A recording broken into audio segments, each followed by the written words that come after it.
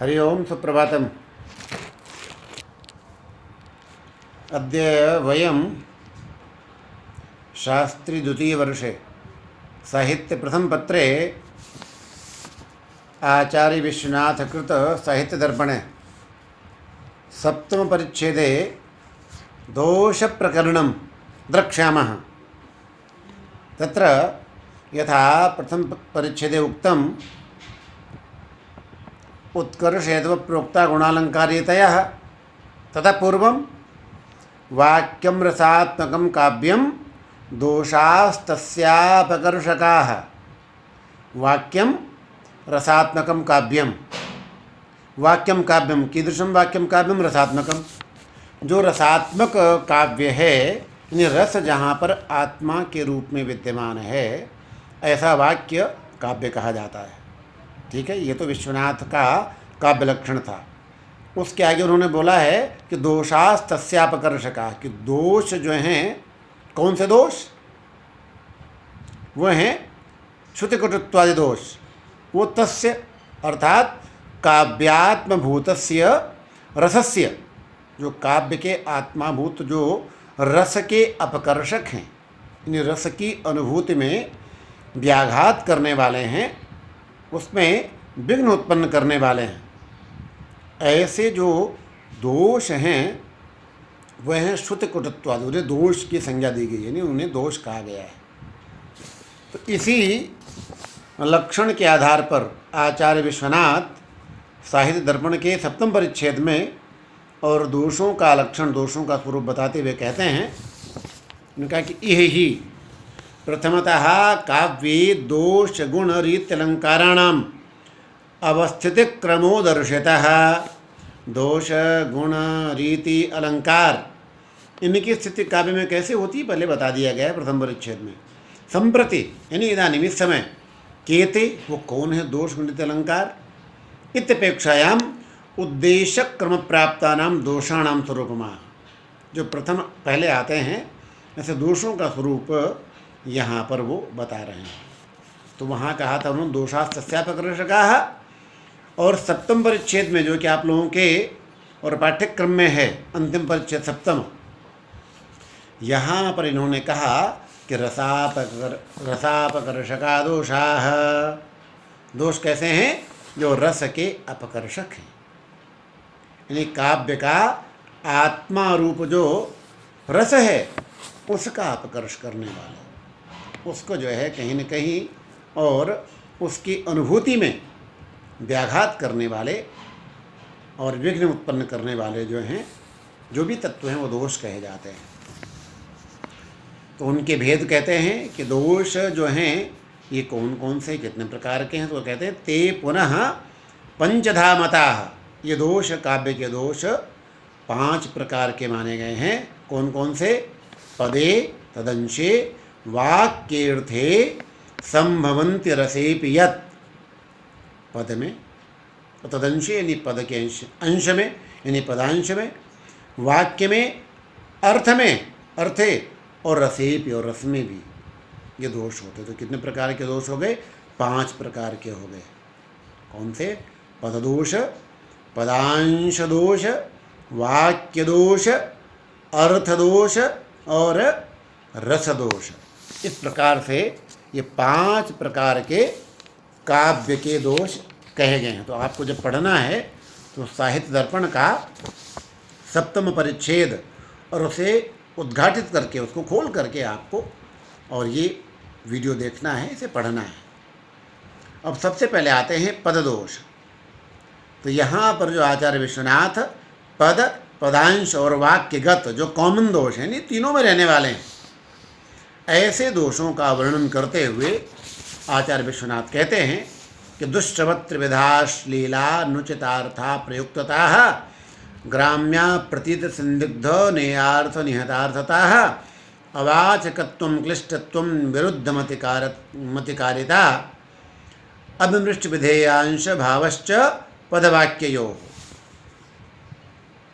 और फिर दोषाः केचित् भवन्तेषु पदांशेऽपि पदे परे निरर्थका समर्थत्वे च्युत संस्कारता तथा।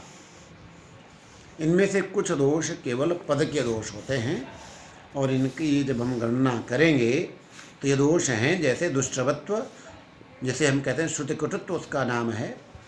त्रिविध अश्लीलत्व, 3 प्रकार का अश्लीलत्व है, और जो 3 प्रकार का अश्लीलत्व दोष है वो है व्रीडा, जुगुप्सा, अमंगल।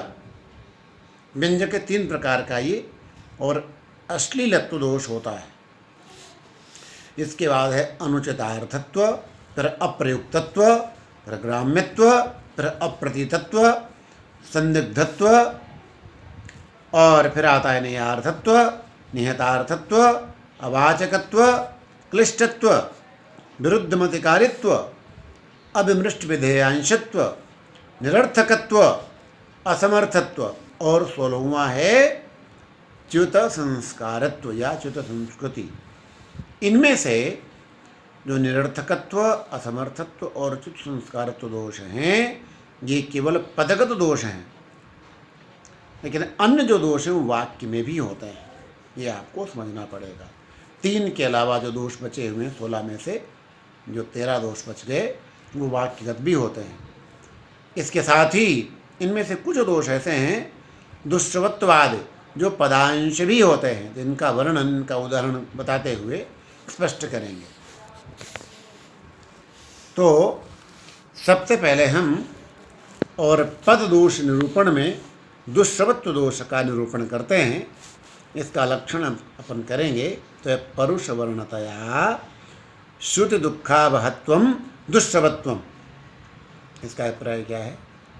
परुष यानी कठोर, कठोर वर्णों के होने से, और श्रुत दुखावहत्व यानी श्रवण में जहाँ पर काठिन्य प्रतीत हो, सुनने में जहाँ पर और कठोरता प्रतीत हो, उसे दुष्टवत्व दोष कहेंगे। जैसे उदाहरण है कार्तार्थ्यम यातु तन्वंगी कदानंग वशम वदा, अनंग वशम वदा तन्वंगी कदा कार्तार्थ्यम यातु। अनंग का अभिप्राय है कामदेव, तो कामदेव के वश में आई हुई जो तन्वंगी है, कृशांगी जो नायिका है, वो कदा कस्मिन समय कार्तार्थ्यम यातु, कब कृतार्थ होगी, अर्थात उसका प्रियतम उसे कब मिलेगा। अब यहाँ पर श्रृंगार रस है। इन कार्तार्थ्यम में जब हम इसका उच्चारण करते हैं तो कठोरता प्रतीत होती है, इसलिए ये पदगत और दुष्टवत्व दोष है कार्तार्थ्यम पद में, ये आपको समझना है। दूसरा मैंने आपको बताया था अश्लीलत्व दोष। जो अश्लीलत्व, श्लील कहते हैं सभ्य को, और अश्लील यानी जो सभ्य नहीं है। अच्छा, सभ्य किसे कहते हैं आप समझिए इसको। सभायाम भवः सभ्यः, सभा में, किसी गोष्ठी में, किसी समूह में जिसे कहा जा सके उसे कहते हैं सभ्य। और जो सभ्य यानी सभा में जिसे प्रकट नहीं किया जा सकता, जिसे कहा नहीं जा सकता, वह असभ्य है और उसे ही अश्लील कहते हैं। तो यह जो पदगत अश्लीलत्व दोष है वह 3 प्रकार का होता है, मैंने भी ऊपर बताया था। वह व्रीडा व्यंजक, फिर है जुगुप्सा व्यंजक, और तीसरा है अमंगल व्यंजक। ये 3 प्रकार का अश्लीलत्व दोष होता है। क्रमशः इसका उदाहरण देंगे तो सबसे पहले है व्रीडा व्यंजक अश्लीलत्व दोष। इन्होंने उदाहरण दिया। इस व्रीडा व्यंजक अश्लीलत्व दोष का कि दृप्तारि विजय राजन साधनम सुमहत्तव। कहते हे राजन, राजन संबोधन है, राजन शब्द का और संबोधन के एक वचन में हे राजन। दृप्तारि विजय, दृप्त कहेंगे जिसमें मद है, जिसमें अहंकार है। हे राजन, अहंकार युक्त अरिविजये यानी शत्रु का और पराजय करने, शत्रु को विजय करने में, तब साधनम सुमहत्तव, सुमहत साधनम। साधनम का अर्थ यहाँ पर सेना है, तुम्हारी जो सेना है वो बहुत विशाल है, यानी अहंकारी शत्रु को परास्त करने में तुम्हारे पास एक विशाल सेना विद्यमान है। अब यहाँ पर जो साधन शब्द है इसको ध्यान दीजिए, ये साधन शब्द और पुरुष के गुप्तांग विशेष में भी इसका और प्रयोग किया जाता है। तो साधनम सुमहत्तव कि तुम्हारा जो ये जो सेना है बहुत विशाल है, और इसी का जो अन्य अर्थ में जो प्रयोग है जिसका अर्थ निकलता है वह ब्रीडा व्यंजक यानी लज्जा उत्पन्न करने वाला है। जो प्रयोग हम किसी एकांत में कर सकते हैं, सभी अपने बड़े लोगों के बीच में या सभा के बीच में जिसका प्रयोग नहीं कर सकते हैं, ऐसा अर्थ भी यहाँ पर प्रकट हो रहा है, जो कि ये हो गया ब्रीडा व्यंजक अश्लीलत्व दोष का उदाहरण। दूसरा उदाहरण है और तीसरा भी इसी में है कि प्रससार शनैर्वायुर विनाशे तन्विते तदा। ये जो अश्लीलत्व दोष है तो जुगुप्सा और अमंगल व्यंजक इतना ही पढ़ाएंगे इस पाठ में, जिसमें है कि प्रससार शनैर्वायुर विनाशे तन्विते तदा, कि हे तन्वे ते विनाशे वायु शनैः प्रससार, कि हे सुंदरी तुम्हारे चले जाने पर और धीरे धीरे हवा चलने लगी। तो यहाँ पर जो शनैः वायु प्रससार, यहाँ पर जो अपान वायु है ना, आप लोग इस बात को समझेंगे, प्रयास करेंगे, समझ में आ जाएगा कि जो अपान वायु है और जिसका जो प्रसार है, जो निष्क्रमण है, वह गुदा प्रदेश से होता है। तो यह जुगुप्सा व्यंजक है, घृणा व्यंजक है, जो तुम्हारे जाने पर और शनैः वायु प्रसार, और धीमे से वायु का प्रसार हो गया, यानी अपान वायु का निर्गमन हुआ। ये तो है जुगुप्सा व्यंजक। और जो है विनाशी तन्विते तथा, विनाश शब्द का जो अर्थ है वो अर्थ होता है नष्ट हो जाना, और दूसरा अर्थ होता है चले जाना। तो यहाँ पर तो चले जाने के अर्थ में यहाँ प्रयोग किया गया है, लेकिन विनाश यानी मृत्यु हो जाना, तो यह अमंगल व्यंजक भी है। किसी की मृत्यु हो जाना यह अमंगल का सूचक माना जाता है।